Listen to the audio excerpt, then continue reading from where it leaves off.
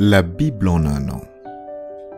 1 Roi chapitre 15 verset 25 à 1 Roi chapitre 17. Psaume 134. Proverbe 17, 9 à 11. Lecture du 16 juin.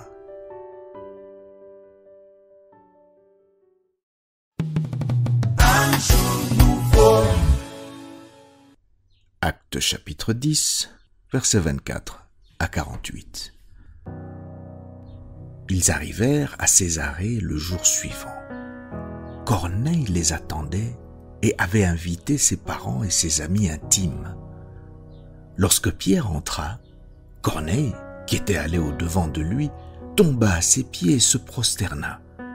Mais Pierre le releva en disant « Lève-toi, moi aussi je suis un homme. » Et conversant avec lui, il entra et trouva beaucoup de personnes réunies. « Vous savez, leur dit-il, qu'il est défendu à un juif de se lier avec un étranger ou d'entrer chez lui. Mais Dieu m'a appris à ne regarder aucun homme comme souillé et impur. C'est pourquoi je n'ai pas eu d'objection à venir puisque vous m'avez appelé. Je vous demande donc pour quel motif vous m'avez envoyé chercher. » Corneille dit « Il y a 4 jours, à cette heure-ci, je priais dans ma maison à la 9e heure. Et voici un homme vêtu d'un habit éclatant se présenta devant moi et dit « Corneille, ta prière a été exaucée et Dieu s'est souvenu de tes aumônes. Envoie donc à Joppé et fais venir Simon, surnommé Pierre. Il est logé dans la maison de Simon, corroyeur près de la mer.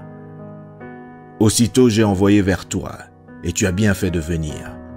Maintenant donc, nous sommes tous devant Dieu pour entendre tout ce que le Seigneur t'a ordonné de nous dire. » Alors Pierre, ouvrant la bouche, dit « En vérité, je reconnais que Dieu ne fait point exception de personne, mais qu'en toute nation, celui qui le craint et qui pratique la justice lui est agréable. Il a envoyé la parole aux fils d'Israël en leur annonçant la paix par Jésus-Christ qui est le Seigneur de tous. Vous savez ce qui est arrivé dans toute la Judée après avoir commencé en Galilée, à la suite du baptême que Jean a prêché.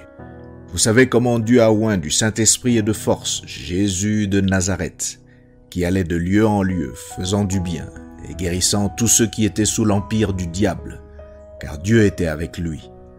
Nous sommes témoins de tout ce qu'il a fait dans le pays des Juifs et à Jérusalem. Ils l'ont tué en le pendant au bois.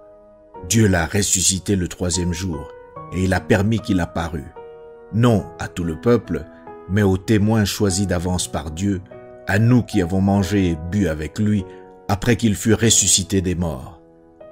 Et Jésus nous a ordonné de prêcher au peuple et d'attester que c'est lui qui a été établi par Dieu, juge des vivants et des morts.